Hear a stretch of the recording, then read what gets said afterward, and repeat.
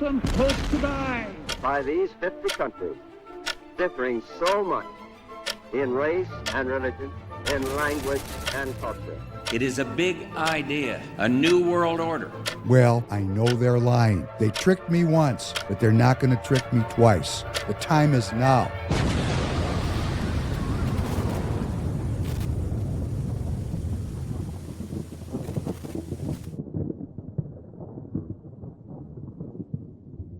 Welcome back to the Professor Penn Podcast. David Penn, your host. Glad to be with you as always for episode number 236, coming to you on Thursday night, September 4th, 7:30 p.m. Central Standard Time. We're in the interview studio today because I have a returning guest. Mohamed Ahmed has returned. Thank you for coming back. Thank you for inviting me back. We're very happy to have you here. Your previous visit here was very well received. We got a lot of feedback from the audience, and I thought, okay, we're going to have you back. One of the audience members said that you were a credible guest, but we just dealt with the surface level issues. And I thought, okay, that's a challenge. I've been challenged by the audience. We're going to get down. So that's what we're going to do tonight. We're going to get down to the real nitty-gritty of what's going on with the Somali community here in Minnesota, what's going on with Islam in America, and the real question is, what is it to be an American? That's the real issue that underlies the whole controversy. But before we do that, I want to say thank you for being here. We are going to grow only because you take the link to this episode and repost it in your own socials. Of course, the constabulary is not going to support the search for truth. They have their own narrative. They don't want any counter narrative. So please, if you like this content, take 2 or 3 seconds, copy the link and repost it into your own socials. If everybody does that, the community will grow. If you're watching on YouTube, hit the like button, leave a comment. If you're over on Royce's X, thank you for watching. Please, we are on YouTube, we're on Rumble, we're on Spotify, Apple Podcasts. We're everywhere. We're now syndicated on iHeartRadio. So we are growing, and we appreciate you being here. We appreciate your listenership and your viewership. I do want to say, because I forget every time, we stay in business because you support this content. And one of the ways you can do it is to go to tireget.com. That's tireget.com. It's everything you need in tires at the right price. We'll put them on right by your house. I guarantee you the best possible tire buying experience in America today. You can go to the Free People store, freepeopleradio.com, /store. Got to buy a coffee mug? Buy it from Free People. Got to buy a T-shirt? Buy it from Free People. So now I've done my thing, Tanner. I always forget. Good morning to you. Good morning. So what we're going to get into, we're going to get into today is a potent topic that's timely. And if you're watching from somewhere else throughout the world or outside the state of Minnesota, these issues that we're dealing with in Minnesota are relevant everywhere. And we have, since the 1970s, President Jimmy Carter, as we're going to see in a video we're going to play, signed a bill into law during his presidency, which allowed for the admission into our country of what was called refugees, people that were really in a desperate situation. And this really was triggered by the collapse of South Vietnam and the hundreds of thousands of Vietnamese and then Hmong people that had a boogie out of Southeast Asia, or their fate would have been not very good. So we the people of the United States, recognizing that our intervention into Southeast Asia had something to do with the plight of these poor sufferers, because America does have a heart, or at least it used to have a heart, admitted these people in, and a very large population of these Vietnamese and Hmong people came right here to Minnesota. Minnesota is a generous state when it comes to social welfare, and we have a very well-developed NGO system Catholic charities, Lutheran charities, these organizations helped bring Vietnamese among people to Minnesota. It established an industry, one could say, of immigration. And then that followed forward into what happened in the 90s in Somalia with the collapse of that government. And really, there's a very large population of Somali people here in Minnesota, and that's led to a lot of political controversy. And Mohamed is here today, and we're going to get into it.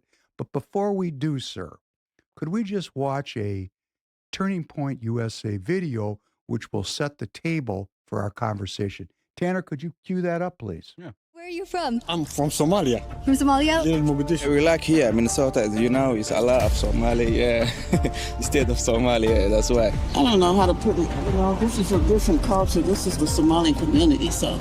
Cedar Riverside, the West Bank, is its own kind of bubble universe. Once you cross Franklin, once you cross Riverside, you kind of exist in this place, and it's deeply beautiful that doesn't follow the rules of the rest of the city or the rest of reality. Minnesota, known as the land of 10,000 lakes, is known for its over 14,000 bodies of fresh water, vast prairies, fertile farmland, and also its growing Muslim and African population. When I grew up, I had friends of all different shades. Now you come up into the city, and really even a lot of little small towns, it seems to be a demographic shift to primarily Somalians. It's definitely a lot of Somalis, but it don't affect me. I don't, Are they pretty friendly? Yeah, they cool. They cool for the most part. They can't drive for shit, but they all right. Now home to the largest Somali population in the U.S., Minnesota has garnered headlines not only due to the viral videos and stories from the state, but also the rapidly changing culture that some have categorized as a takeover of Minnesota. Muslims around the world are celebrating Eid this weekend, and one of the biggest celebrations in the Western Hemisphere takes place here in Minnesota. I am proud to announce today that during the month of Ramadan, we will be having the call to prayer broadcast. So right now, we're blessed to have 3 Somali elected officials at the Capitol, and we work very closely together, and we carry each other's bills. But was this just online exaggeration, or was this community of Somalis from a country over 8,000 miles away really taking over the state like the internet said? We went to the Cedar Riverside neighborhood of Minneapolis, also known as the Somali capital of America, to go find out. Somali Street. Where in Somalia are you from? Mogadishu. Where are you from? Where are you from? Somalian. Which part? South side? South side of Somalia? Yeah, Mogadishu, yeah. When did you come to the U.S.? Oh, I come like 2000. I'm from Somalia, but I gotta go to work right now. What part of Somalia? Mogadishu. Mogadishu. When'd you get here? I came here 1999. Do you like the U.S.? How has it been? It's not bad, it's good. You guys call here, this area, little Mogadishu? Are you sure? Yes. Who said that? Somebody was just, just following the ladies here and just keep saying, is this area a little Mogadishu? No, that's not us. We've been asking people who live in the area about Somali culture, where they're from, so that's all we've been asking people. You never guys, you guys never ask little Mogadishu or something like that, no? No, nothing like that. Okay. Where are you from? I'm from Somalia. From Somalia? Little Mogadishu. You're from Mogadishu, though? No, I'm not. Where are you from in Somalia? I'm from Hargeisa. Okay, how long have you lived here in Minneapolis for? 5 years. How do you like it? Love it. You do? Yeah. Do you ever miss home? Yeah, I'm going back there now. To live or visit? Visit. To visit? Yeah. Yeah, we're just trying to learn about the culture here. It's not important to learn. For someone culture is different culture. Do you ever miss home, or do you like being here in the U.S.? I miss home, actually. Really? Yeah. Do you want to go back, or do you think you'll stay? Going back this year. You are? Yeah. Yeah, we like here, Minnesota, as you know, it's a lot of Somali, state of Somalia, that's why. So it reminds you of home, which is why you like it here. Yeah, sometimes I miss home, but for real life, you have to work hard and you have to improve yourself. That's all. After spending time in the neighborhood, we could see how drastically different this area was from other parts of Minneapolis. But how did the Somali population, which has now grown to an estimated 80 to 100,000 people, become so prominent here in Minnesota? Well, it all started with the Refugee Act of 1980, signed by President Jimmy Carter. This law created a formal system for admitting and resettling refugees into the U.S., while also providing a path to permanent residency and citizenship after 1 year. This act, which initially set a cap of 50,000 refugees, topped over 200,000 in its first year due to the aftermath of the Vietnam War. And since that time frame, the numbers have continued to fluctuate due to the president being able to set the annual ceiling. For example, we saw numbers ranging from 70,000 to 85,000 per year under President Obama, down to a low of 15,000 refugees under President 5 million refugees resettled nationwide since 1980, including tens of thousands of refugees resettled nationwide since 1980, including tens of thousands of Somalis. During the 1990s, the Somali Civil War erupted and over 1 million people were displaced after their government's collapse created a massive refugee crisis. Under the Refugee Act, the U.S. began admitting these Somalis in the early 90s, with about 55,000 coming into the U.S. from 1983 to 2004 alone. Many were resettled in Minnesota by organizations like Lutheran Social Services and Catholic Charities, which partnered with the federal government to bring them over. And Minnesota, which already had a strong history of welcoming refugees since the 70s, was a hotspot for affordable housing, job opportunities, and of course, generous social services. The International Health Clinic sets aside Mondays and Tuesdays to serve Minnesota's growing Somali population, most of whom are in the U.S. legally as refugees and qualify for various health insurance programs. Secondary migration also played a part in growing the Somali population as Somalis from other states moved to join families and Somali communities, boosting the population from a few hundred in 1992 to tens of thousands by the 2000s. Immigration reform in the 90s also added more pathways for refugees, such as Temporary Protected Status or TPS, which has shielded Somalis from deportation since 1991 due to ongoing violence and instability in Somalia. This has recently also been extended for Somalis in the US well into 2026. Finally, the Diversity Visa Lottery, launched in 1990 and still active today, allocates up to 55,000 green cards annually to people from unrepresented countries, such as Somalia. I won DV lottery bourses. DV lottery is like bourses, like you win like Ramadan every year. Once resettled, refugees and immigrants can sponsor relatives under family reunification provisions of the Immigration and Nationality Act, creating a chain effect that not only continues to grow the populations, but also has fundamentally changed the culture of various American neighborhoods, just like Cedar Riverside. So we've been out here for probably about 2 hours, and overall, everyone we've spoken to has been pretty friendly. It does seem like some of the locals are getting a little bit defensive, but it's okay. Like I said, so far, everyone's been pretty nice. However, one thing that I have noticed is none of the women will speak to us. They all seem very shy. Would you like to interview with us? No? Okay. And some of the locals explaining maybe why that is. They've assimilated. Sometimes the women seem kind of not indoctrinized. They're definitely like almost a second rung on the ladder. They're kept to be quiet, and they you know what I mean? Right. I've been trying to talk to a couple of them. They seem pretty shy. Yeah, that's what I mean. They're not real open with dropping out what's really on their mind. They do keep things. You can see it when you look into their eyes, but they won't talk to you. And it's somewhat, I think, what the culture is. Some of them be cool, but most of the Somalis stick to Somalis. You know, I was asking a couple Somalis about a store I was trying to run for the kids or whatever. You know, he told me, like, you know, if you're not Somali, the Somali community really ain't gonna mess with you like they'll mess with another Somali, you know? People get freaked out by this neighborhood. When I grew up, there was a lot more violence. There was a lot of stabbings. There was a lot more shootings. A lot of the critiques online are people saying that the Somalis don't assimilate, that it's an entirely different culture. What's your viewpoint on that as somebody who lives here? Well, this neighborhood has a lot of history, and there's been like layers and layers of different cultures. Like, most Somali people came to this neighborhood in 95 through 97. Before that, you had a big wave of Oromo, Eritrean, and Amharic people from Ethiopia. Before that, it was Hmong and Vietnamese people who got over by the U.S. government. But that's how it goes. Same with a lot of Somali people, actually. So there's a lot of layers of history and a lot of people that kind of integrated into the subcultural world, which Somali people as a community don't integrate. There's a lot of like structures of like the clan. There's a lot of structures of community that persist, which also leads to a lot of people getting taken care of, Somali people specifically getting taken care of in a way that they wouldn't if they were assimilated. You go to that cafe, you go to any Somali cafe around here, and instead of a tip jar, they got the community fund jar for a family that's broke to send money back home. There is a lot of people who don't assimilate, but that is what it is, you know, and it's like there's nothing wrong with that. I would say there was a lot more younger people around and just more diversity. I mean, it's not trying to be racist, but it just really is Somalians everywhere. It's a lot cleaner, a lot less chaos. You weren't finding accidents, car accidents, and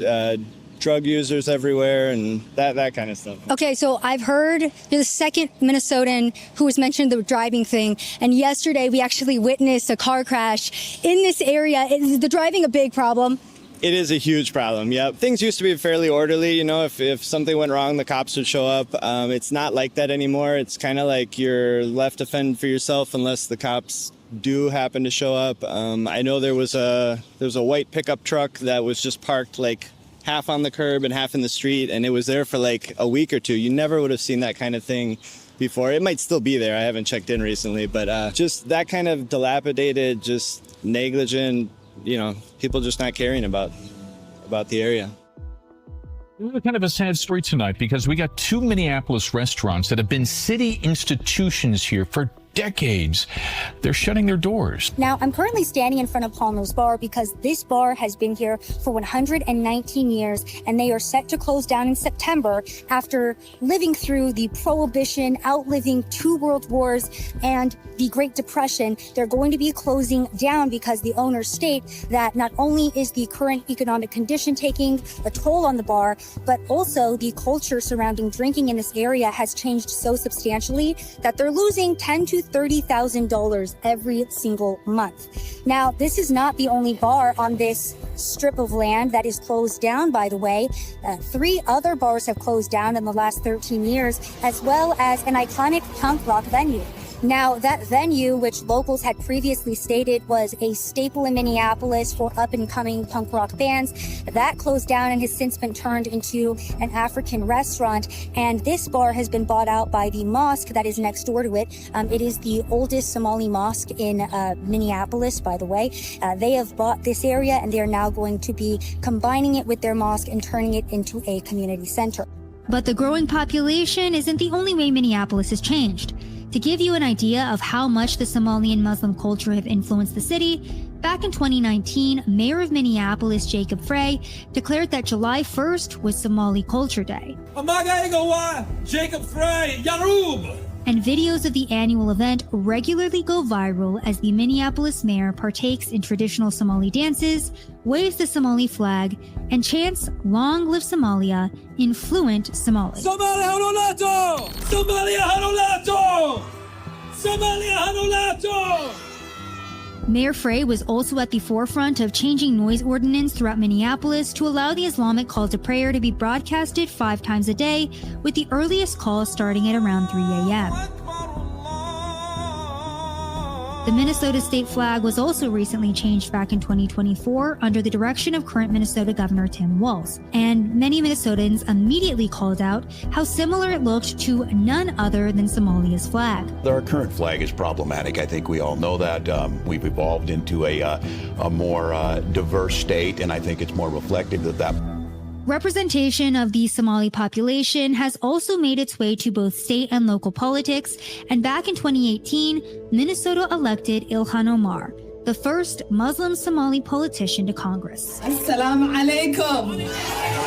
I stand here before you tonight as your Congresswoman-elect. Omar, who is still currently serving as a Congresswoman, has made waves for her progressive stance and consistent fight against what she states is white supremacist American culture. We must begin the work of dismantling the whole system of oppression wherever we find it. But recently, it's her consistent Somalia first stance and loyalty to her home country over the U.S. that has been garnering attention across social media. But I am a Somali girl, a girl with your lineage that misses her country and wishes to live there and share with its people.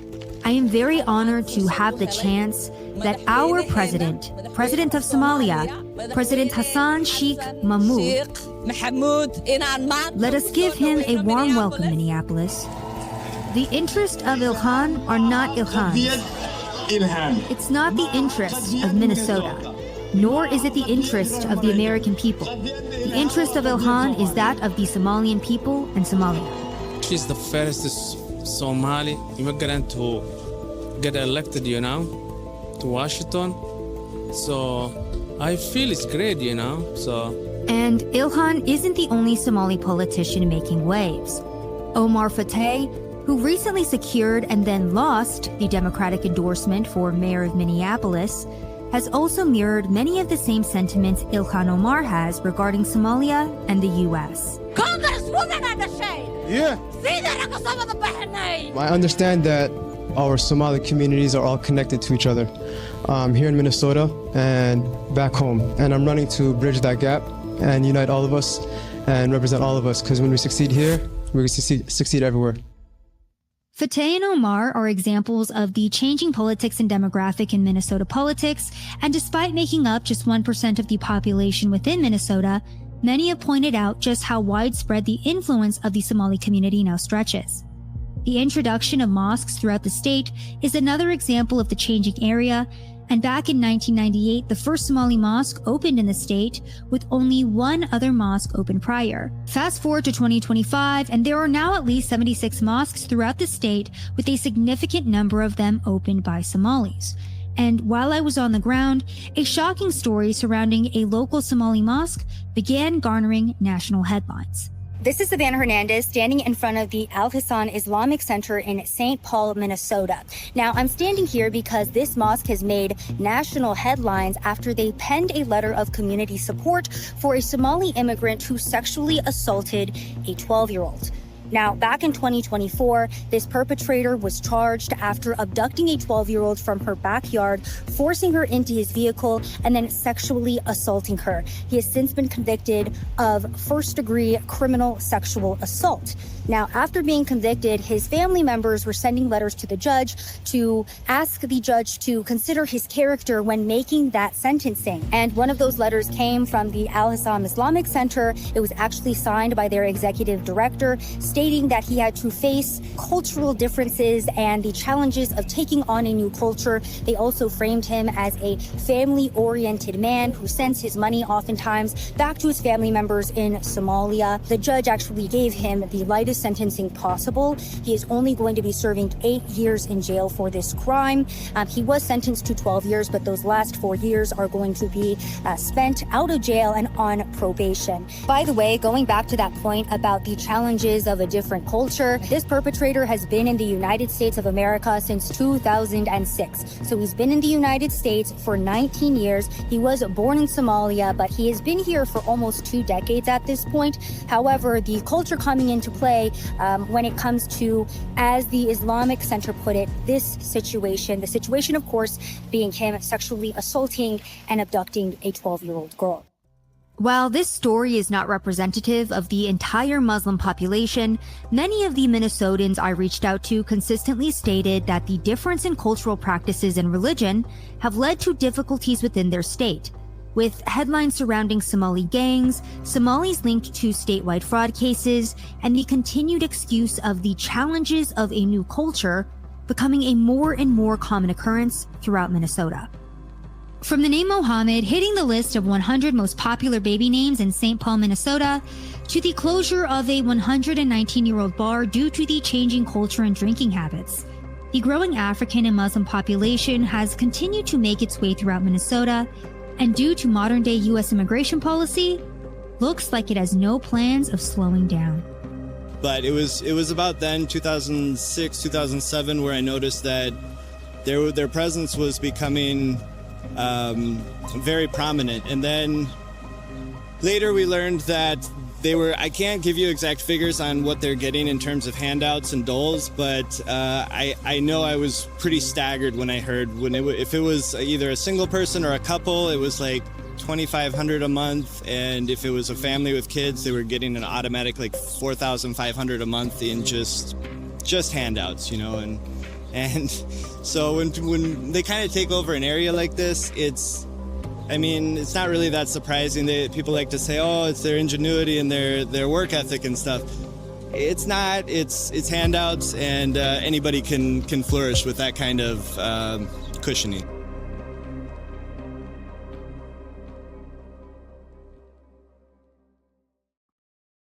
Well,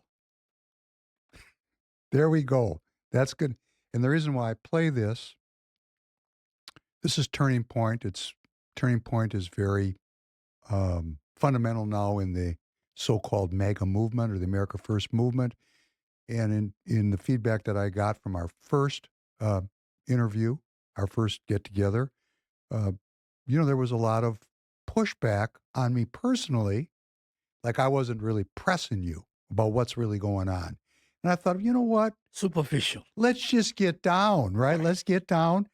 And that's an opening bid. That's a tough opening bid. When I first watched it, and I said to you, it's pretty, not terrible.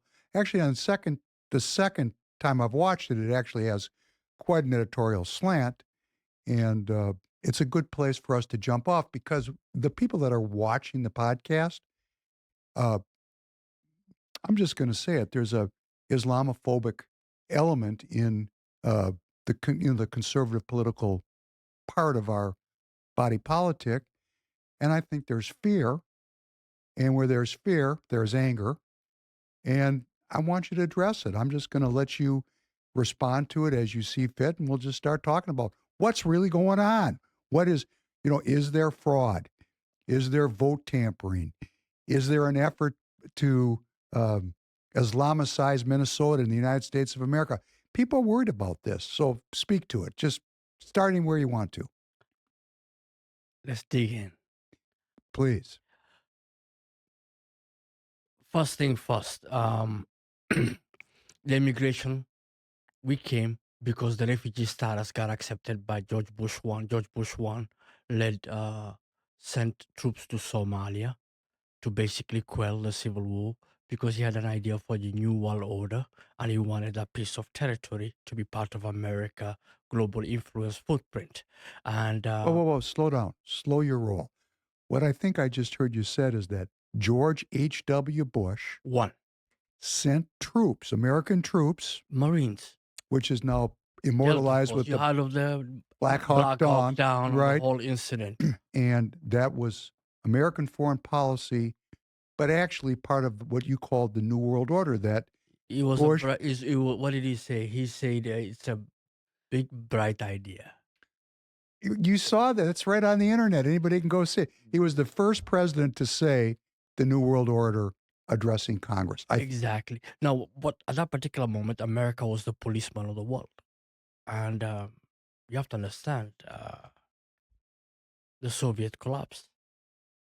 West Eastern Bloc, and there's no competition against America. America was dominant. Francis Fukuyama was writing about the death of history or the end of history. Yes. This is amazing time. This is the zenith of American power. We went from being a multipolar world where the Soviet bloc and the American Western bloc to one unipolar world. And America called it a new world order. And the world order was to regulate markets, regulate countries, and basically we became the policeman of the world. And we let it rip. Iraq, Afghanistan, and many other places. Libya, Sudan. I mean, we let it rip. And we tried to be everybody's guardian angel. People called us threats, and it scared the world right back into multipolar world. And Somalis came to America in the 90s. Legally. And what happens is in the 90s, Somalis have been coming to America since the 40s. To Marines. I got families that have been coming here since the 40s, the 1800s. My family was educated here in the 70s. University of Houston, University of Texas, Southern University. Texas was where we went to get educated all the way down to the 80s until India became cheaper. And now China is cheaper. They're going to China. They're not coming to America anymore. And the citizens came to America and we got citizenship. Now, population-wise, we're ranging between 30,000 to 120,000, give or take. And some say with the last 4 years open border policy, maybe buffer on another 10, 15,000. Now, what we're talking about is a small population in a society that is 7 million Minnesotans.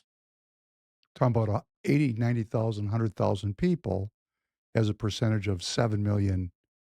Now, last time I told you, the question Turning Point should ask is, who is an American? And you started with that preface. And the question that we need to ask is, are Somalis Americans? Well, if they're holding an American citizenship, if they're lawfully here. So what is an American? When they talk about a bar closing, Palmer's, and that bar has been around for a long time, it is legendary. Legendary. I mean, the stories that come out of it and the university crowds that went through it. I mean, Hubert Humphrey, Wellstone, people probably you thinking of Walter Mondale probably drunk there. You know? So you're talking about historic Minnesota. I mean, we're talking about from the lumberyard days and the Cargill days dominating the state. I mean, it's historical. We're Muslims, we don't drink. The neighborhood is overwhelmingly Muslim. We don't drink. So they're losing money. And the university students, I don't know what's going on with this generation. They don't drink either. Can I ask a question? Is it really true that people don't drink? Oh, no, some drink. Some drink, right? Some drink. Most don't. But there are some people that are drinkers. Yeah. But they probably don't eat pork. But they drink, or do they eat pork too? These are Americans. You never know what the hell they're doing. Well, but my point is the community itself is not hegemonic. It's got all kinds of different expressions. There is no monolithic Somali. We are different. Even within ourselves, we're different. Are there Somali men and women that are intermarrying out of the community and join, let's say, the Catholic Church or the Lutheran Church? Is that also going on? I've seen a few Christian Somalis, and that is rare to come by. But what we do is intermarry outside the community. My niece just married a Korean. My cousin is married, she was a Marine translator, and she married a Pennsylvanian, excuse me for a better word, a redneck. And wait a second, a Pennsylvanian redneck? I mean, the guy is awesome. I love him. But the guy goes hunting and everything else. I mean, I'm talking about he's all out. And he went ethnic all the way. My nephew is actually in Colorado trying to join the Air Force now. I mean, he's a hunter. I mean, 2 of my nieces are married to Puerto Ricans. I mean, my family. So there is intermarriage. There is intermarriage, but we're trying to marry within ourselves. Well, that's no different than the Jewish community, because I was told from the time I can remember that I have to marry a Jewish woman. I have to. In fact, you don't know this, I never said this before. My parents, my father, because I come from a very religious background, said, if you don't marry a Jewish person, you're going to get excommunicated. We're going to throw you out of the clan, so to speak. So there was a lot there. Worse. You can hide a tattoo, but there was a lot of pressure on me to marry a Jewish woman and to be part of the Jewish community, and to not. So that's not unique to the Somalian community. That the impetus to stay within your own structure. Your own cultural structure. Too. So tribal people have tribal ways, and tribal ways means we stick together through thick and thin. I don't think Jewish people remember that we're tribal. Jewish people don't remember you're tribal because you have lived in metropolises and in the West for too long. That's a very interesting comment. Very interesting. Yes, I agree with you that We've lived in the Western way so long, in fact, that I think people have forgotten what it is. A lot of people have forgotten what it is to be Jewish. So, this goes at what is Jewish, what is Somalian, what is American? All these questions of identity. I mean, when you look at the Jewish community, wherever they are more or less the uber patriot. When you look at Iraq, for example, the Ba'athist theologians and philosophers were Jewish. Arab nationalism. I didn't know that. When you look at the Are Ottoman, you saying, did I just hear you say that the political theorists that were at the base of the Ba'ath Party were Iraqi Jews? Same thing with Germany, before Nazi Germany. Who was more German than the Jewish Germans? Yeah, the German Jews are. You go to Russia, same thing. Yeah, You come okay. to America, the same thing. Basically, Jews assimilate, and you've been blessed intellectually, and you seem to be at the forefront. And let's talk about the Somali community and Turning Point. Turning Point is a Charlie Kirk outfit. He's pretty good as MAGA. He's very efficient. He's basically a by the book guy, but the book we talk about is the Bible. And he also reads the Tanakh. I've seen him debate in colleges. He's awesome. But he also wants to ban Islam. Let's get that out of the way. Let's put it on the table. Yeah. So when you say he wants to ban Islam, he's out and about saying Islam is not compatible with the West. And let me give you the urban legend given. When Muslims are minorities, they play nice, they overpopulate, having too many babies. After they have too many babies, or they convert people and they become a majority, they take over and Sharia law comes. And guess what? The death of Western order comes. So in a sense, what I'm hearing you say, that is what they believe. That's what they believe. That's what Charlie Kirk believes. That's what a lot of people believe. A lot of people MAGA here in movement Minnesota is very many threads. There's some who actually buy into that. But this is nothing new again in America. Let's go back. I say I dabble with history. Let's go back to the founding days. Okay. We're going to go back to 1776.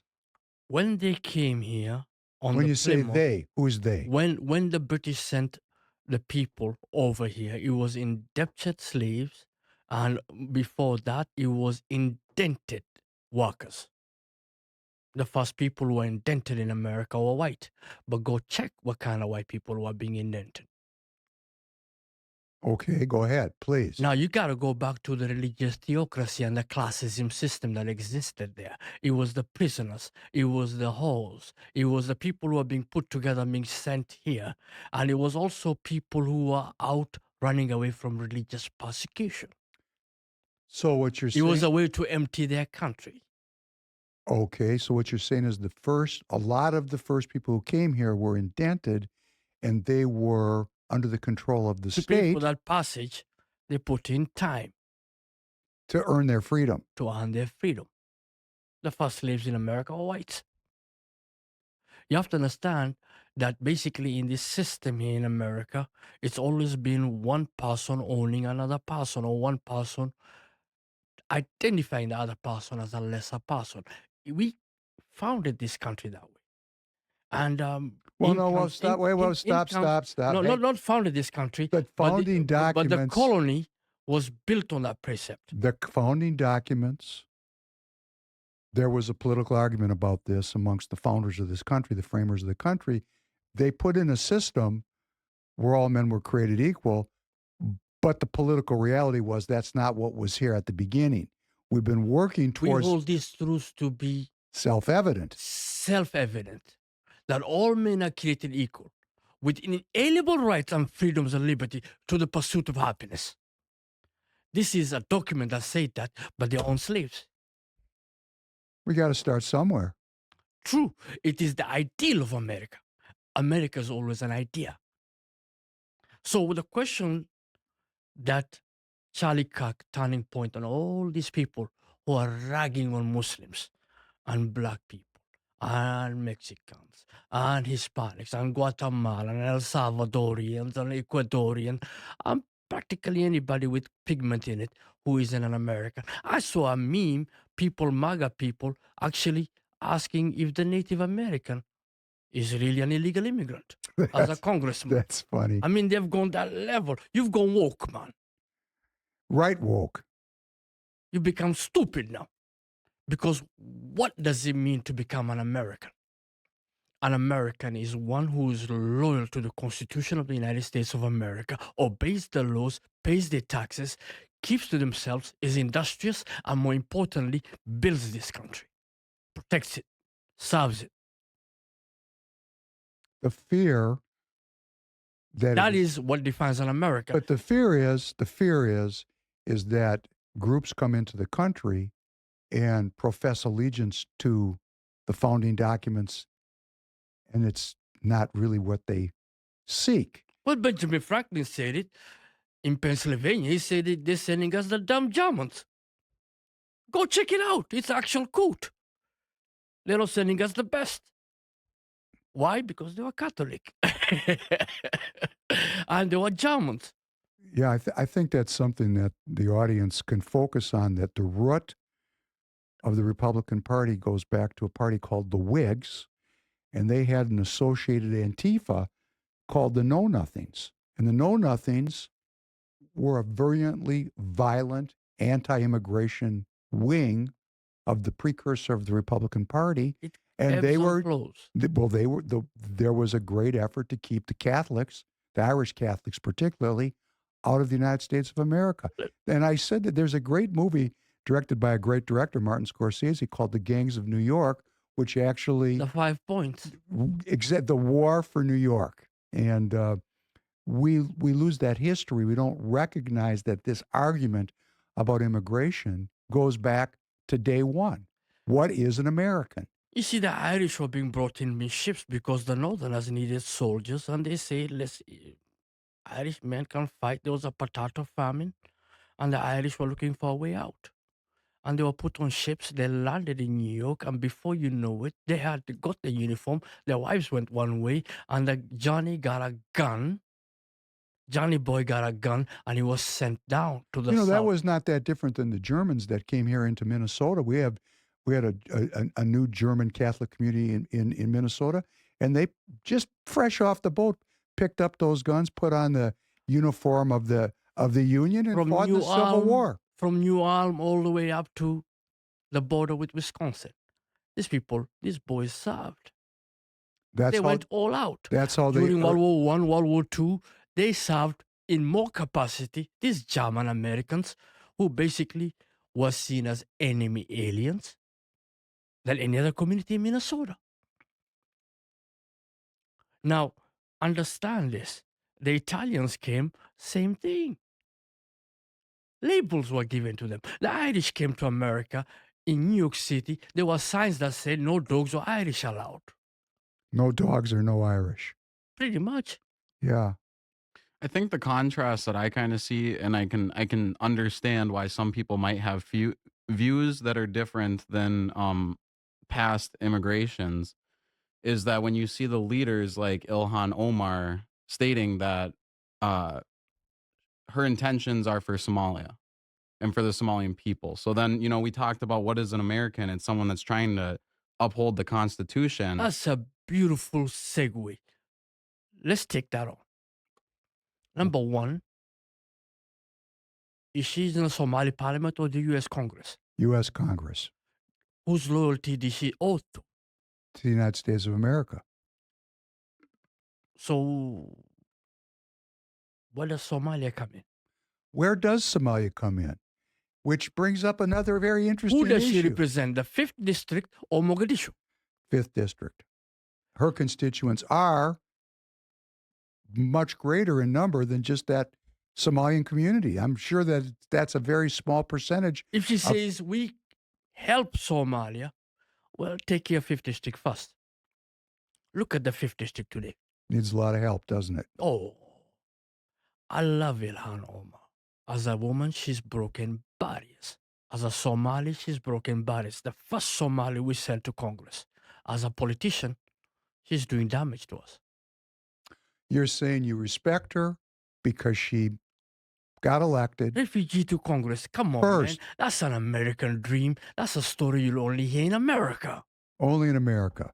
But that's why you just got to love America. But you love America because that's possible. But I also heard you say she's actually damaging the Somali community, in your opinion. Did I hear that correctly? I would say yes, because at the end of the day, we sent her for the 5th District. I used to live in the 5th District.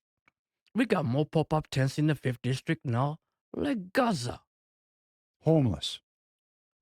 Talking about homelessness. We're talking about drug addiction in my community. I buried 4 individuals. In Minnesota, the drug overdose is ridiculous. The fentanyl is killing people here.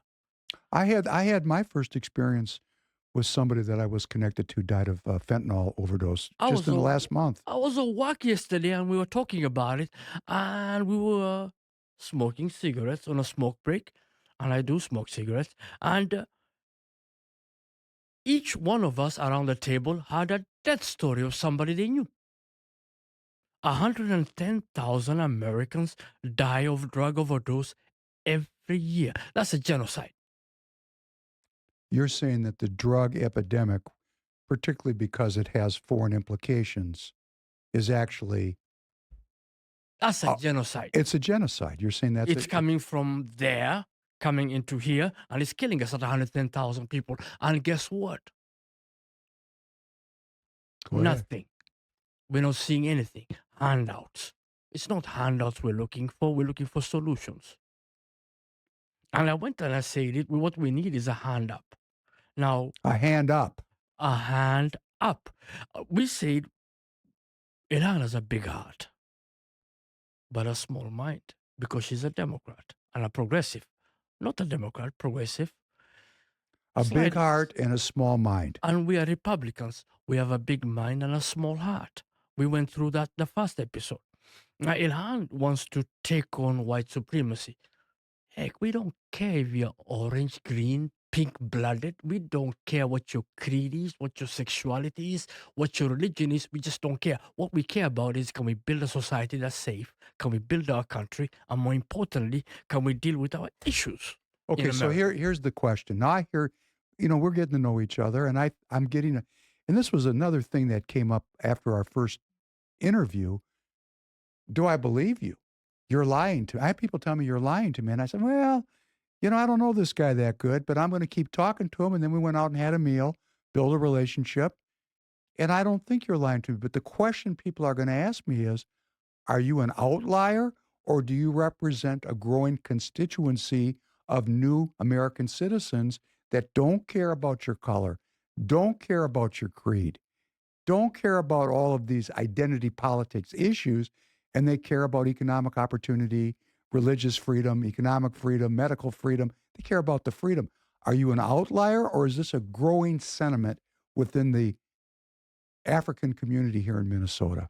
Well, when you talk about African, here in Minnesota, it's not just Somalis. That's why I said that. We have the Kisis, we have the Fulani, we have the Mandingo, we have the Liberians of all ethnicities coming from Liberia. We have the Senegalese, the Francophone, the Guinea-Conakry, Guinea-Bissau people. We have the Nigerians. We have the Kenyans. It's a big community out here of Africans. We have the Oromo, the Eritrea, the Amarinya. Big communities out here. What if the Somali community is some 80 to 130,000? Do you know these other African groups? What is their population? Probably double that. Double. Probably double. So we've got 300,000 to 400,000 people in Minnesota. That come from all these different countries in Africa. That is correct. And is the Somali community coordinated with these other communities, or are these other communities doing their own thing? Well, here's the beautiful part. They're all Minnesotans. You go to your nursing home, you're probably being taken care of by an African. Your mama, your grandpa is being taken care of by people who have African descent. Whether it's our African American, our elders who we found here, whose shoulders we stand on, because everything we got in America was thanks to them, and also thanks to our white allies and white community, and the Asians and everyone else. Basically, nobody is living in a Bantustan. We are all integrated economically. Into Minnesota. Into Minnesota. So the question people want to have answered is this a sincere effort to integrate into the community and be part of the community? We have to define assimilation, don't we? Say that again, please. We have to define what assimilation means. Now we're into the part that I want to make a comment. Do I have to lose my culture to become a slave of another culture to be called assimilated? Because that's a slave. Well, certainly.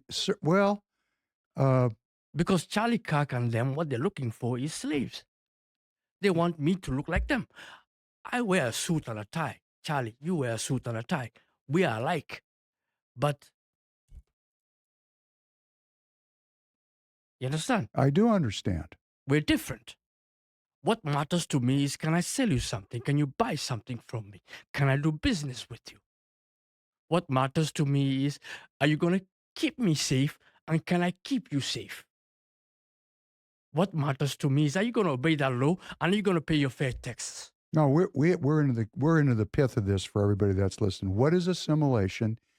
Because no matter who you are, unless you happen to be a native to this country, you came from somewhere and assimilated into American culture, and we don't even know what American culture is. We don't know what assimilation means, and we don't know what it is to be an American. Oh, we know what American culture is. Well, maybe we do, maybe we don't. No, we do. It's called pursuit of happiness. Whatever you define as your happiness, that's you. Okay, so what you're saying is that what the definition of an American is found in the founding documents. We need to agree that it's life, liberty, and the pursuit of happiness that defines our life, the sanctity of our life, our ability to be free, protected, and our pursuit of whatever dream we want to pursue. Am I hearing you correctly? To you, that's what it is to be an American. To be an American basically means you obey the law. I'm a constitutionalist to the core. I don't want to change one dot of that paper because it has served us and made us great for 250 years. I mean, we fidget with it, but we don't tear it down. What's happening in America within the MAGA movement, and also on the woke side on the left and the woke side on this side, is basically they become purists. Purists. Puritanical about it. Puritanical political movements. You know what happens to people like that? Ask the Democrats when they went all the way woke. What kind of power do they have? A quarter of American citizens today are foreign born. Like me. 25%. And we have allies, friends, and partners. You start making being an American ethno-white Christian or just Christian, you're going to lose a huge segment of Republican Party. Now, the other woke ideology scares us to death because we have people of faith, because they're deep into social engineering, micromanagement and control. They want to take away our guns, our free speech. They want to take away our Second Amendment, our First Amendment. They want to modify it. They want to pack the Supreme Court. They want to change, add more states. They want, basically all to get power. And why do they need the power? To micromanage us and control us more effectively, because they believe that that's the way to build a society, a more controlled, centralized, formatted system. We've seen that where we come from. It doesn't work. America is more localized. America is what? What did you say? More localized. More localized. I went to Little Italy and I had a beautiful filet mignon with the spaghetti. And the flag outside that whole neighborhood in New York is Italian. Do you see Turning Point doing a story on that? No. Ever seen an Irish pub anywhere in America? Sure. What flag do they have? They have the... If they don't have a flag, you will see a clover leaf on it. Or Johnny Boy probably is playing in it. So what you're saying is that we have You see Turning Point doing a story on that. We have ethnic subcultures that have maintained the flavor of their unique histories, but they're not seen today as a threat, but they were in the past when they first came. They were there. enemy aliens. The Swedes, the Norwegians. We used to read their mail here in Minnesota. Did you know that? We used to read what? Their mail. Their mail. During World War I. They had somebody who would control them to make sure that they fit in. Oh, so their mail was monitored. They were surveilled. The postmaster was basically the spy master. Surveillance. This is a good Swede. This is a bad Swede. This is a good Norwegian. This is a bad Norwegian. And it affected their income, affected their... because they were taught to be radicals, anarchists. Today was the theme. Terrorist. Rapist. That's the new one. Rapist. Oh, they rape kids, young girls and stuff like that. I can show you the mugshots of Hennepin County. We make up less than 10% of the rapists. Who's the other 90%? Turning Point won't show you that because that's not the angle they want you to go. It's called narratives. I'm a narrative specialist. I take narrative and you can weaponize it or you can use it for logic and reason. Me, I use it for logic and reason because what I believe in is bringing people together like you and like Tana. Turning Point and many other segments around here, they're weaponizing narrative. They're creating us them. They've gone purist. They become woke. Now, MAGA, that is one thread. There's the Free People's Movement in MAGA. There's the economic section. There is the foreign policy section. And there is people who just see hope in change. Because whatever we had going on for the last 30 years, 60 years since the death of John Kennedy, assassination, has been a uniparty format. Elect a Republican or Democrat, we're getting the same treatment as we the people. And we've seen living standards go down since the 60s, where a single earner could basically feed a family. Look at Homer Simpson. I watch cartoons, man. I make cartoons. Homer Simpson, 1989, was working at what? A nuclear plant, Mr. Tanner? So I'm sorry, I was reading. No, an Homer email. Simpson, the cartoon. Oh show. yeah, he worked at the Springfield nuclear plant. Springfield nuclear plant under Mr. Burns, who was a money pincher, billionaire. And the billionaire gave him a job and he could raise who? Marge, Bart. And he could raise how many other kids? Even he put his father in a group home. Single income earner. 1989, my friend, that's when Simpsons came out as a format. Even until 1989, we had that hope. Today, we work 2-3 jobs, and we still can't make it in America. That's the dilemma.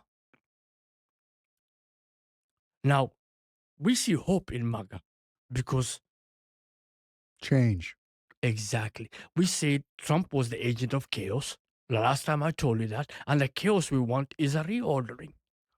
What we're saying is, between the 1% and the government, they're taking 95 cents to the dollar. We're earning a nickel out here. All of us are. And we're splitting that nickel. And that really is something that can unify us, is that we are all equally pressured economically. We're equally pressured. Our health, our longevity is in decline. So many systems are not serving the people.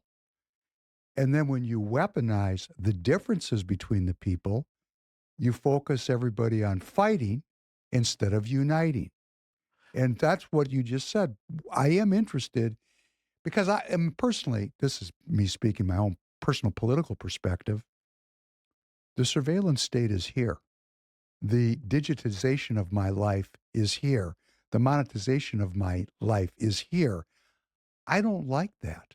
And I want to find a commonality amongst all people that don't want to be reduced to inventory and want to maintain their human dignity.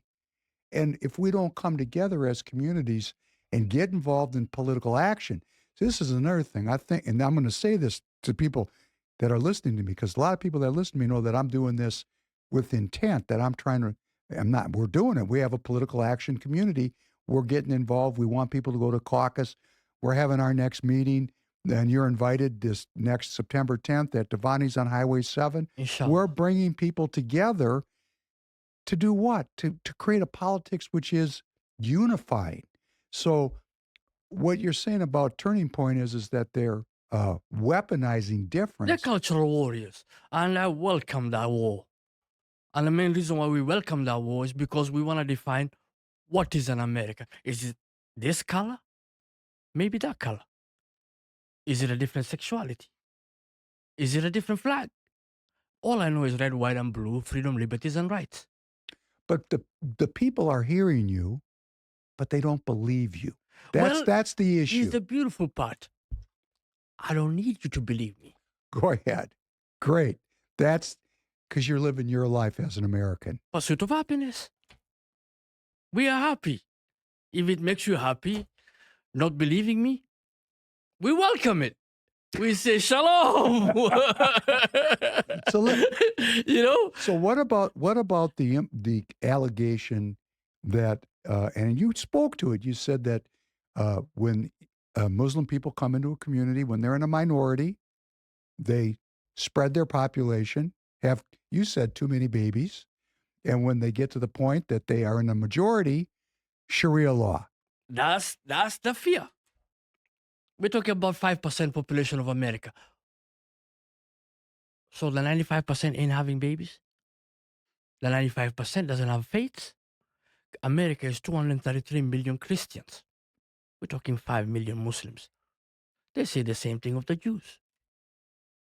Jews are same population, 5 million in America. Oh. Well, that's actually also on the table for this same. It's the same. It's the same issue. It's the same playbook. It's the Elders of Protocols of Zion. Basically, they just flip the Protocol of Zion to Protocol of Islam. Well, it's fear-mongering. Fear. Now, here's another thing I'll tell you. If that's the case, then the LGBTI community is 7.2% of the population. We're lagging behind. They're going to take over this country, man.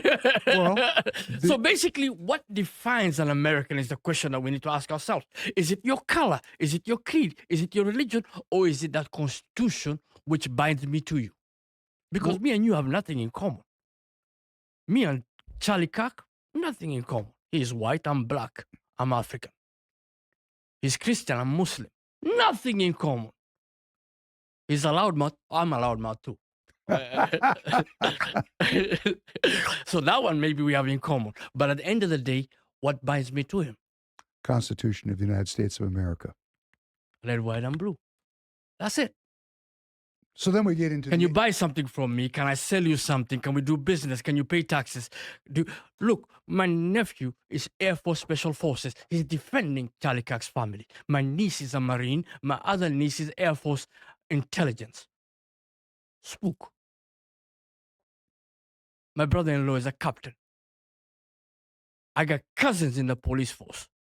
I'm a little older than you. I had one uncle, fought his way up Italy. I had a cousin, fought in World War II. I mean, I had all because Jewish people did the same thing. They went in the military. It established in their own hearts and amongst their family members the allegiance. I mean, if you're willing to die for a country, I mean, come on, that says what your loyalty is for. What you care about is, are you shooting that way or are you shooting at me? I don't care about your sexuality. You could be green with pink blood. We don't care as long as our mission is the same. And our mission is America. Now, hate me, like me, that's not in the Constitution. Your point is that how many Christians did you say in the country? 233 million. And we got 7% LGBTQ. Plus. Yeah. 7%. We got about 7.2%. Okay, we got Jews and Muslims are about the same. We're less than that. So you add up those three groups, which are under a lot of, because the Jews now are getting, Man, I'll tell you, I get on my ex. Woo, woo. I have people really, first of all, they're not listening to all my podcasts because they don't really understand who I am. And I get the most cruel comments sometimes from people. And I go, wow. So Jewish people have, because of the Israel thing and the national perception of Israel is changing, particularly as you go into the younger people. Tanner and I talked about it on a recent podcast that people Tanner's age, they're not willing to go die for Israel. And that's a big change. So we got, are Jews really Americans? Well, Jewish people think they're Americans. That's what they say. But I'm just going to say, and I'm going to tell you, let me talk for a second, because I had a ex-friend of mine, wasn't my choice to be an ex-friend. He called me and he said, you're friends with Royce White, lose my telephone number. And, I thought to myself, and I texted him, I said, I don't lose friends over ideological issues. These are ideological political issues. This is not a reason. Nope, doesn't ever want to talk to me again. Why? Because he's an ardent Zionist. He has a daughter living in Israel. And any questioning of the Zionist project for him, I didn't get a chance to tell him this because he wasn't listening, threatens his security. And I'm going to tell you and share with you, then this is speaking to Ilhan Omar and her comments about Somalia. And there's going to be people that are going to hate me for saying this, and go ahead and hate me, because I'm just like you. Hate me, love me, whatever. I'm searching for the truth. Having grown up in the Jewish community, speaking Hebrew, reading Hebrew, praying in Hebrew,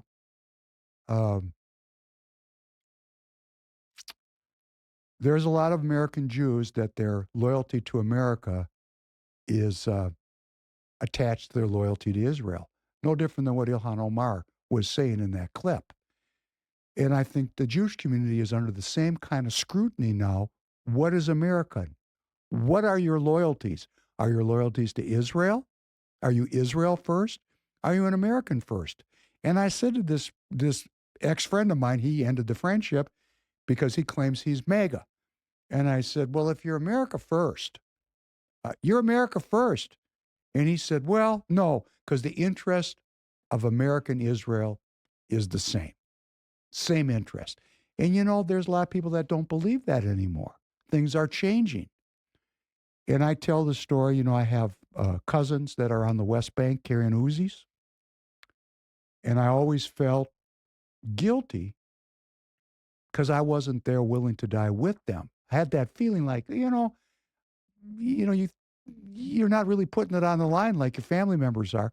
And then one day I woke up and I realized that my great uncle went to Israel because he went to the fight. He wanted that fight. Or maybe they paid him to go there. I don't know. But I know my grandfather came to the United States because he wanted economic freedom, religious freedom, and he didn't want to spend his life fighting to survive. He'd already been doing that in the Ukraine. He was done with that. He wanted freedom. And I suddenly found myself, wow, I'm not embarrassed anymore about being an American. I'm blessed to be an American. I'm blessed to be born here into this Constitution, which protects my rights. If I'm in the minority, I have protections because this is a Republican country. That's another thing. We don't understand. We live in a republic. From the philosophy of republicanism, we protect minority rights. That's the essence of republicanism, is the protection of individual rights. So any political movement that seeks to remove the rights of any American citizen, well, we've gone woke, haven't we? That's what you're saying. You're going to go out of power so fast, your head will be swinging. Ask the Democrats what happened to them. They went woke. And what happened when people went so woke? You have to understand, we have friends, we have allies, we have partners. Well, what I want is an American community that is dedicated. I mean, I read the Torah. I live by some of those stories, narratives. But the most important narrative I live by, the one that I'm most loyal to, is the Constitution of the United States of America and the Declaration of Independence. That's what I'm standing on. That's why I'm doing this podcast. And I'm born Jewish. So for the people of you that call me a kike, which I get all the time, I haven't had somebody call me the N-word, which I can't say. But I mean, well, I thought, well, that's kind of complimentary. Thanks very much. But my point is, I get this virulent anti-Semitic, It's not just you, man. Most Jews are getting it today across the planet. Yeah, but my point is I'm an American citizen and I'm completely dedicated to the well-being of American citizens. So we're missing some, hatred is a broadsword. It's a broadsword.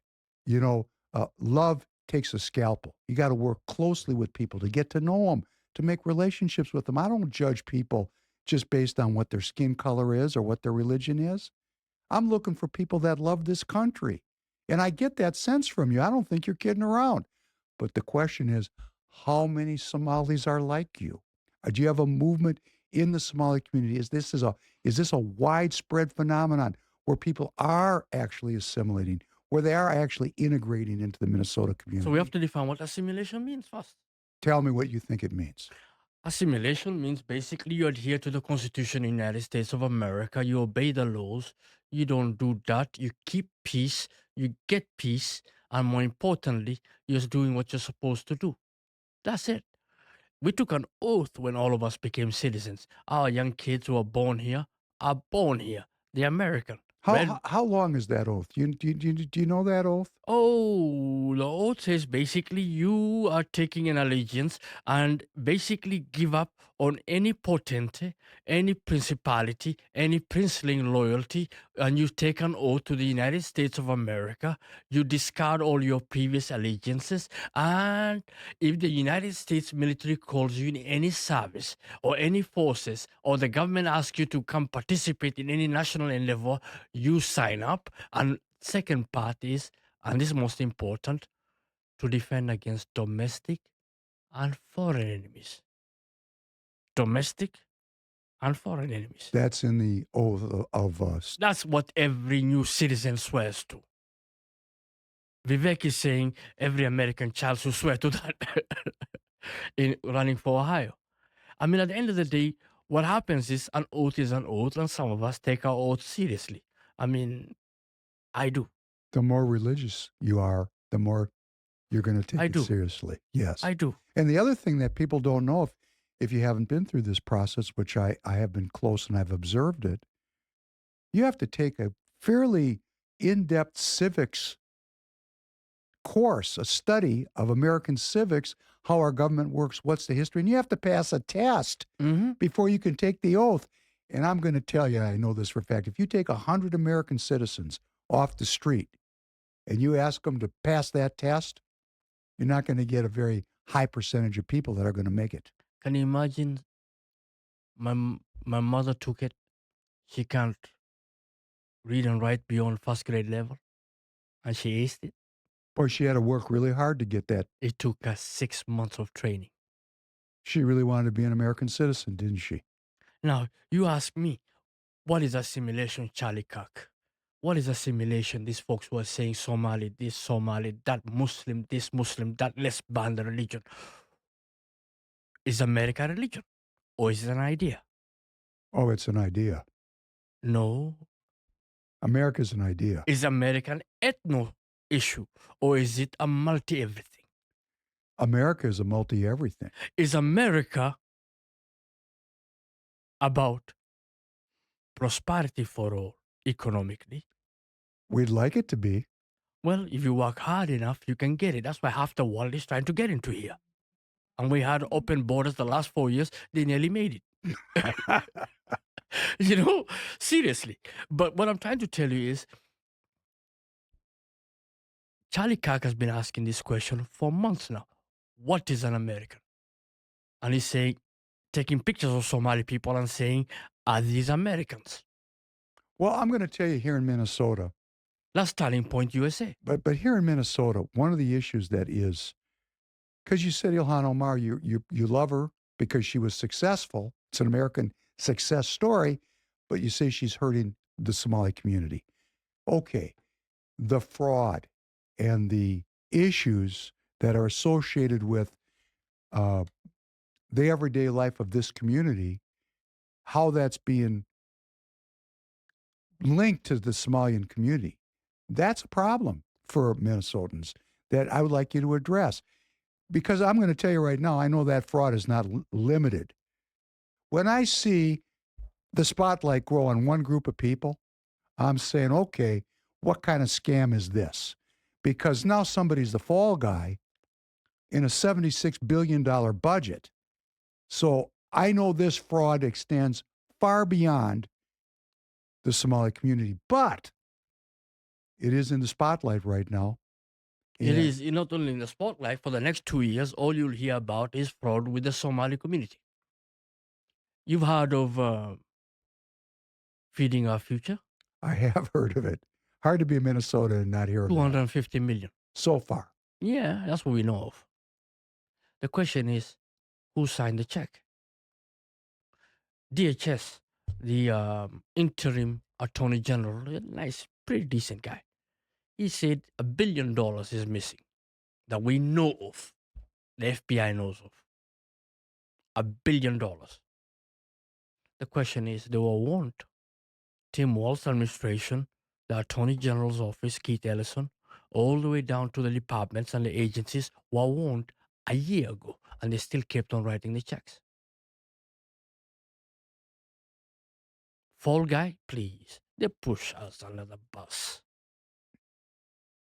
Now, you know, when $1 is missing here, someone else is walking away with 10 on the other side. Well, I have... And somebody has to turn up in the evening news, and we're black Muslim immigrants. We're good for it. But you have to also understand the feds. Well, let me just say before you hold that thought, because I'm going to tell you a story that really stuck in my craw. We had this big financial crisis. You know, Tanner, you're too young to remember this, but the whole system almost collapsed in 2007 and 8. The great financial crisis. And these people... The housing bubble. The people that were involved in that ran away with billions of dollars. It wasn't $250 million. And we bailed them out. One person became the poster child of that entire financial crisis, and that was Bernie Madoff. Bernie Madoff made off with the cash. He was Jewish. And they put his face all over everywhere as the big robber baron that had stolen from the people. And everybody looked at Bernie Madoff. And man, people did make off with hundreds of times more money than, and you know what? It's not even clear what happened with his deal. It's not as clear as people think it is. And I'm not defending him. I'm just saying when someone had a hang, they hung a Jewish guy. Obviously looked Jewish, was Jewish, and he's the one that went to jail. And I think one of his sons committed suicide. It was a horrible situation. But they didn't get to all the other people that robbed and stole. Why should they? Well, we had the sacrificial lamb. Somebody's good for the evening news. And in this case... It's called a circus. Okay, so in Minnesota, what I'm saying... And believe me, I'm not going to defend these people because these people went on a looting spree. But I'm saying there's other people on looting sprees. And this... Oh, don't get me wrong. Let's get them all. When an immigrant Muslim black person is stealing $1, you better believe it. Someone else is stealing 10. Right, because that door is wide open. Well, that's an interesting point. My anger at the political class, and I'm just going to just say, Kristen Robbins, who's running for governor, who I just, tried to expose some of her, she's not the soccer mom she claims she is. She's leading the charge on the anti-fraud front. She was the chairman of anti-fraud. Yeah, you know what? When you pass a bill, even if you're the minority party, because the Republicans were not in the majority, and let's say every Republican voted against some of these bills that open this gate for fraud. And that's not true because some of the Republicans voted for those bills. We can go look it up. It's not easy to look up these votes, but you can look them up. If you're a business person, if you purport to be a business person and you're in the Minnesota State Legislature and you're not in power and a bill gets passed and you read the bill, that's the first question. Did you read the bill? And you read something like, well, to get these payments, you got to watch a half-hour video. Wouldn't that tell me, because I'm a business person, that that's not a very good vetting process? That's not a great control system for the money. So you don't have to be, Kristen, you don't have to be so proud of screaming that the cow ran out of the pasture. The idea was to keep the cow in the pasture before it all got robbed.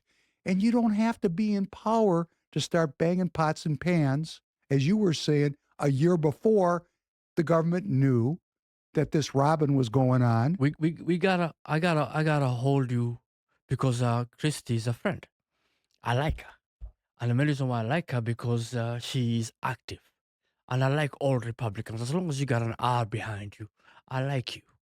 And I told you I'm a big tent Republican. Well, we differ in that, but that's okay. No, we can argue and be different because at the end of the day, you're speaking your truth and I'm speaking my And truth. I'm going to tell you the truth, I'm speaking. I don't even think about Democrats and Republicans. To me, that is what you call the uni party. You're looking for this big tent. I'm saying you're a globalist and you're involved in globalist structures, which is going to lead us to one world government, the surveillance state, and the end of human freedom.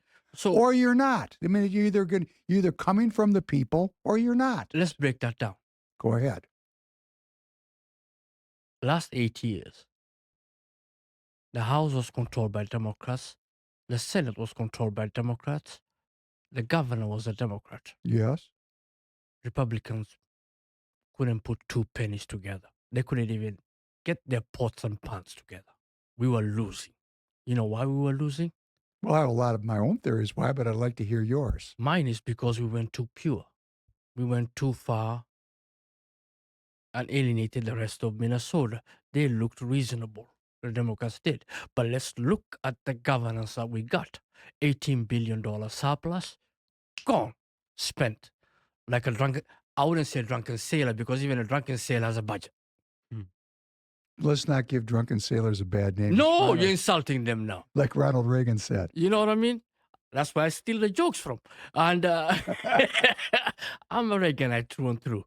But what I'm trying to tell you is they put $10 billion on the books in taxes, new taxes, from gasoline to businesses.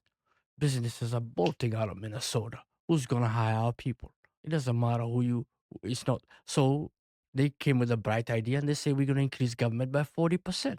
We're going to hire people.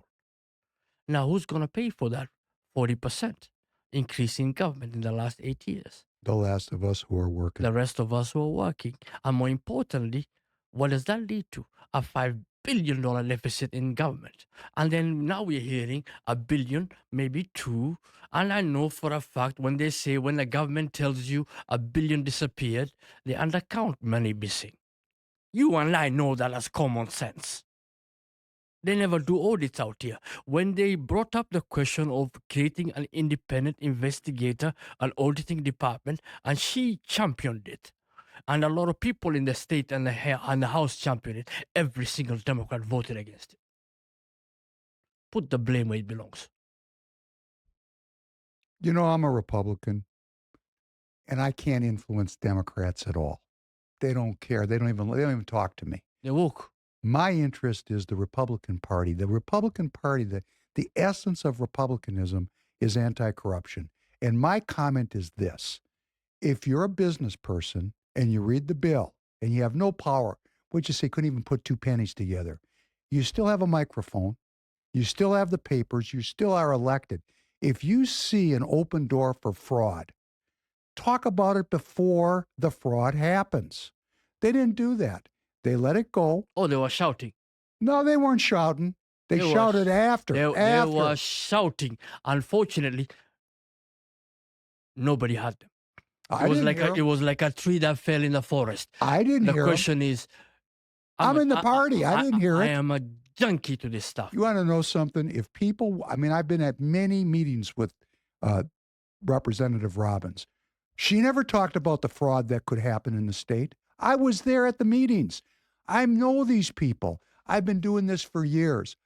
I only heard about fraud after the fraud had occurred. If you're a business person and you see legislation that opens the gate for fraud, call it out. We don't have to wait because that's the people's money. They are there to protect the people. They're not protecting the people, or the fraud would have never happened.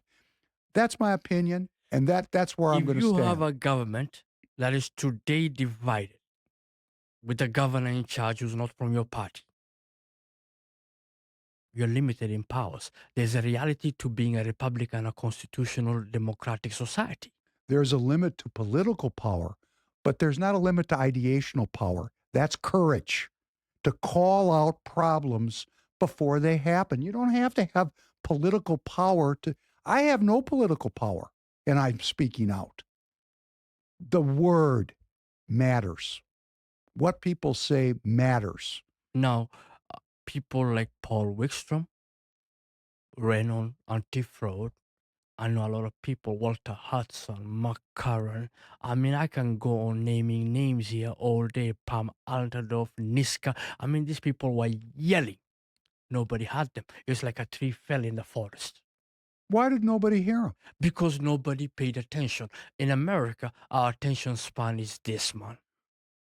Well, I'm going to just say I've been to a lot of Republican Party meetings for a lot of years, and I only heard anybody talk about fraud or the potential for fraud after the fraud had happened. That's my experience. Maybe I was at the wrong meetings. Maybe I read the wrong newspapers. I'm not saying that I'm correct. I'm just reflecting my own experience. I would like it to be in the future. It doesn't matter if they're Democrats or Republicans. If there's something in legislation that is against the will of the people, against the well-being of the people, you don't have to have power to call that out. You know, I've got a citizen here in Minnesota that's, and I hope he hears me say this. I mean, he has been abused by the system, and he's trying to get some redress for his grievance, because here in America we can approach the government for a redress of our grievances, and he's not getting any traction with his representatives. You know, if we're going to have a political class that is dedicated to the well-being of the people, these people are going to have to be out with the people, and they're going to have to protect the people. That's why I elect these people, to protect my interests. So my interests were not protected. That's just the way it is. There's a lot of issues that get pushed around like a football. Fraud's a great issue. Look at these people. They robbed us. Don't let them rob us. Guns. Now we got a gun issue. We're going to fight back and forth. What a great money-raising issue this is, guns. You got the anti-gun lobby. You got the pro-gun lobby. They're going to collect cash like crazy. I saw the press interview yesterday whereby all the mayors came together and they said we need a national ban, take away everybody's guns. How do you feel about that? Me? Yeah, you. Well, I only own one gun. The rest are non-existent. Trust me, we ain't giving it up. And the reason why we ain't giving it up is because we don't believe in benevolent government. We don't believe in what kind of benevolent government? There's no grateful benevolent government. There's no benevolent government. I got an accent. You say it better. I'm saying it because I want everybody to hear what you said. And obviously from where you're from, we've seen you that. Understand what happens. Look, I dabble in history. Look at every society where they took away their guns. Look what happened to Australia when they took away their guns during the COVID shutdown. They still haven't recovered till today. Look at China. When Mao took away all the guns, what happened to them? Cultural revolution. What happened after the Cultural Revolution? You are a Chinese expert. What happened is people conform. And how many millions died? Depends who you talk to. At least 60 million. And if you throw in the one-child policy abortions, maybe 400 million. Okay, look at Stalin when he took away the guns from the Russians. Untold millions. How many gulags did he create? Because they didn't fit in. Well, and famines and all the other things that are... From Ukraine, Voldorov, all the way up to what they were doing in other areas. Yeah. It's important that we have our own, as citizens. This is one of the great things about America. This is a fundamental, this is a fundamental thing.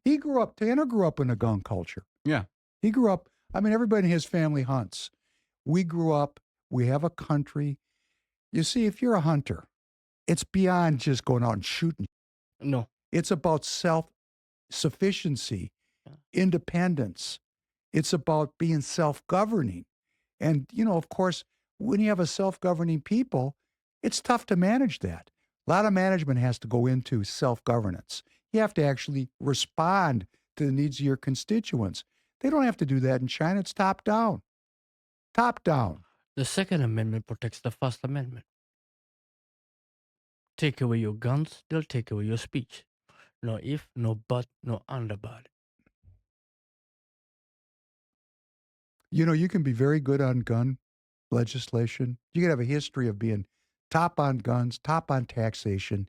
You can be top on every Republican issue. And it's a disguise. This is what I'm calling out right now. And it's not specific to what you called Christy Robbins. The Republican Party is based on the philosophy of republicanism. That's about self-governance, 100% about self-governance. Any organization, any group of people that come together to create internationalist structures that manage people as inventory are in opposition to republicanism. If we're going to maintain the character of this country, it's up to each individual citizen to self-govern, self-defense, personal health regulation, economic independence. We have to maintain that. That is, and I'm not going to blame Christy Robbins or any other politician. They're reflecting our own, as American citizens, our own giving up of what it is to be an American, back to what it is to be an American. Well, the beautiful part is they got to get elected. And to get elected, a true person is not a purist, because you have to win the most swinging community called the Independents. These are swingers.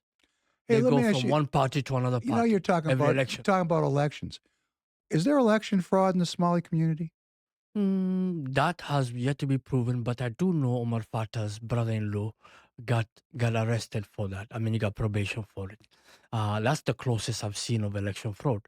In terms of election fraud through the mail, a gentleman tried to expose it, and Project Veritas, John O'Keefe did a story on it, and basically went viral again last week because he posted it again.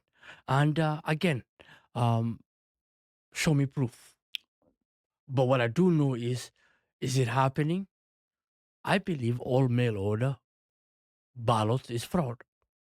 All of it across this country. Got nothing to do with any specific community. No. Because if you look at countries like Russia and many Western European countries, they call it fraud. They don't let it happen. They don't let it happen, no, because people were stealing elections with it. So they outlawed it. They outlawed it. Many countries in the world outlaw it. Many first nations, first world democracies in the world. I'm not saying Russia is a democracy. No, France outlawed it. But I mean, yeah. If French basically say no, and this is the égalité, fraternité, and liberté people, what about us Americans? Are we that stupid? Well, apparently we are that stupid because we're letting this go on. And this goes back to what you said earlier, what we've been talking about. Somali community has been here since the really 40s, but really with numbers since the 90s. 30 years, right? And now, baby steps, fresh off the boat. Okay, and now you got a Congressional District 5 congresswoman.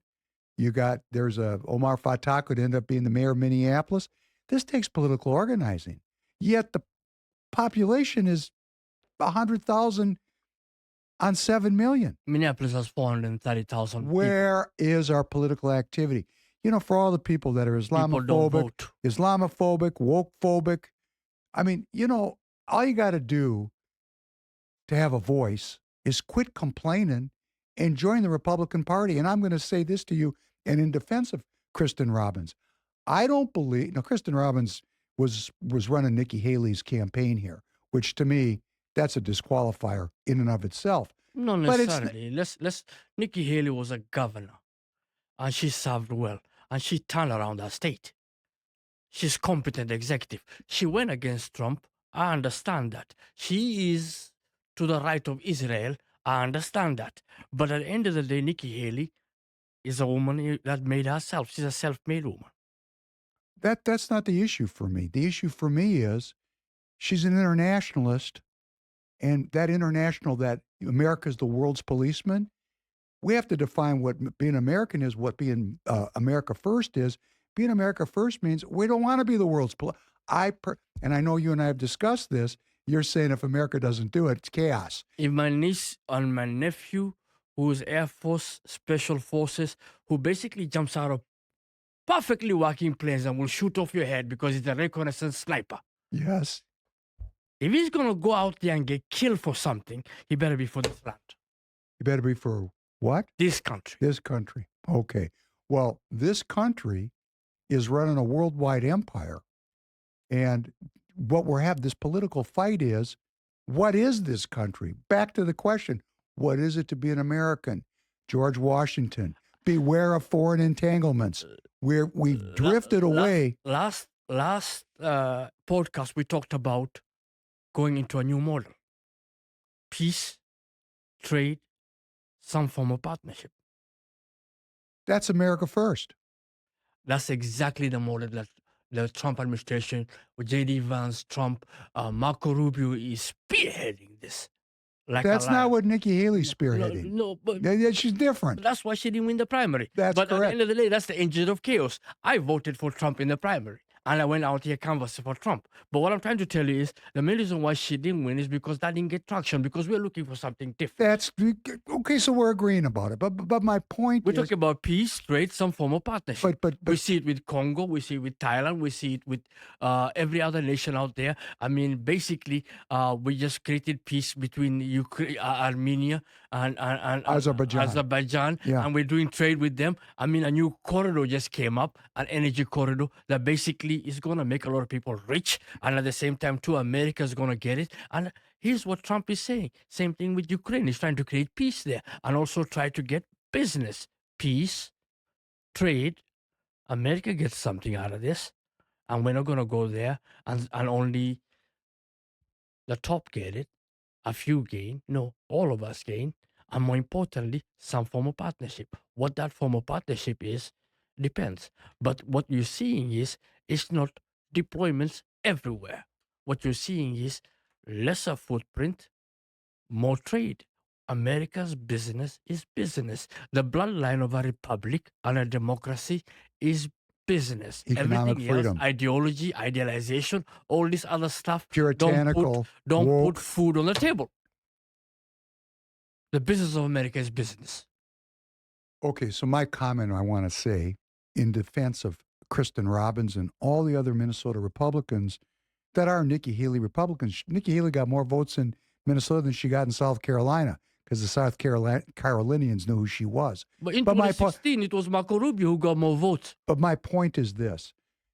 For those of us that are in the Republican Party, it is not my role to vet who is a Republican.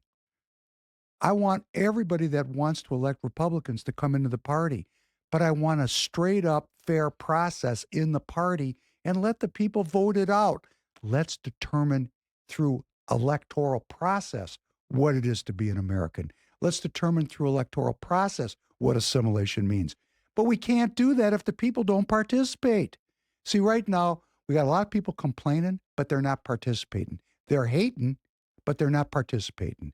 We need them to come into the process, and we need to work this out as a community. So, you know, when I have my meetings and someone comes in and they say, well, I supported Mike Pence, but I want to be a Republican. My job is to get that person into the party. It's not my business to, as a party officer, to vet who's in the party. We want everyone in the party, but we want a straight up fair vote so we can determine what the party is. And right now, somebody's thumb is on the scale, and that is not Republican. Well, you have to understand. Roy Rogers once said that I belong to no party, and he was talking about the Democrat Party. You know what I say when I look at the Republican Party? It's a party of cat herders. Of what? Say Cat herders, basically cats going everywhere. Oh, okay. And Right. trying to herd them together. Right. It is very difficult to do so because there's many threats to it. There's the Charlie Cox side, there's the Steve Bannon side, there's the Marco Rubio side, there is, I mean not Marco Rubio, there is Senator Lindsey Graham's Senator side. Lindsey Graham's side. Yes. There is, but all of us are big tent. We come together, coalescing around one idea. And the idea is all of us have a gripe against the government. Okay, so what we need to do, we need to have this fight, this ideological contest, until we find a set of ideas. We prefer to be left alone. More importantly, we prefer less taxes. Think about this. You're born of the tribe, you're born of the Hebrews. What did your people do when Pharaoh took a quarter, 25% of your wealth? Let my people go. Let your people go. Yeah. We pay 40% in America.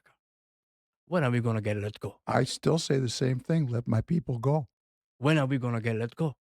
We're I said before, When they're taking 95 cents to the dollar. What we're not asking for you to take, we're saying stop being greedy, give us a nickel more. We want to earn a dime because the cost of living is a dime. Keep the 90 cents if you want. We need every person listening. And we don't need, I'm going to say my request. If we're going to work this out in the country, it's going to be because we all get involved in working it out. It's about economics. Everything else is just ideology. Ideology don't put food on the table.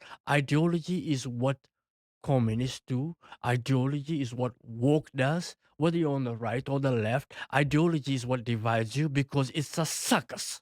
So what you're saying is America needs to be unrigged so every American citizen has a chance to exercise economic freedom and put food on the table. I will work with a Democrat, even if you're woke, flaming blue, if your interest is economic, if it's a hand up or not a handout. That's called a new coalition. That's a new coalition. And guess what? This is what people are fighting over. You see, the country is evenly divided, 40-40. Republican, Democrat, 45-45. Got a few swingers in there, and you're going to talk You about got this. that 10%. That 10% is the holy grail. Wherever they go, that gets power. Well, we got to figure out how to market to those people. Well, you can't market it by being woke on the left or being woke on the right. You alienate both. And that's why most don't vote. So what your theory of the case is, let's be talking about the kitchen table issues and making the economic life of every American citizen free. So every person has a chance to live a good economic Give me bread life. and butter any day. Give me bread and butter issues. Okay, on that note, because the other side is it's guns or butter, we're gonna stop there today because we're gonna run out of time. But I think for those of us, I had a critic who said we're at the surface level. I hope we've answered him and we've gone a little bit deeper. And I want to invite you back because I can see we're going to start arguing about the Republican Party, I can see, which is a good conversation. Hey, I'm a Republican. Not because I want to, but the other side left us, man. The left left us. Tanner? Yeah. Thanks so much for coming in and producing for us today. Of course. I want to thank everybody. I want to say again, please repost the links. These conversations are unrehearsed. We don't know where we're going. We ran into some areas of conflict today, which is great. Mohamed and I can conflict. We're still friends. Doesn't mean we're enemies. We have to learn how to be in argument without losing our goodwill. I agree to disagree. Say it again? I agree to disagree. We're cats. We're herding cats. Pretty much. That's what the Republican Party is. Okay, so we need a new unity. That's what I'm seeking, a new unity. And guess what's around? What it is to be an American. That Jewish, Muslim, Lutheran, Catholic, Protestant, atheist, agnostic, let's start looking at those founding documents and find what can bring us together. Green and pink blood, we don't care. We want to be American We just citizens. want us to have the same interest. And our interest is bread and butter issues, our security, and the rest is less taxes and leave us alone. That's it. All right. On that note, thank you very much. Thank you, everyone. Have a great weekend. We'll look forward to picking up this conversation soon again. Target. Don't forget, Target.com. Go get the tires, because this guy, he didn't tell me to say it, but I'm saying it. And the main reason why is the business of America is what? Business. Please give us the business. Have a good night, everybody. Thank you, Mohamed.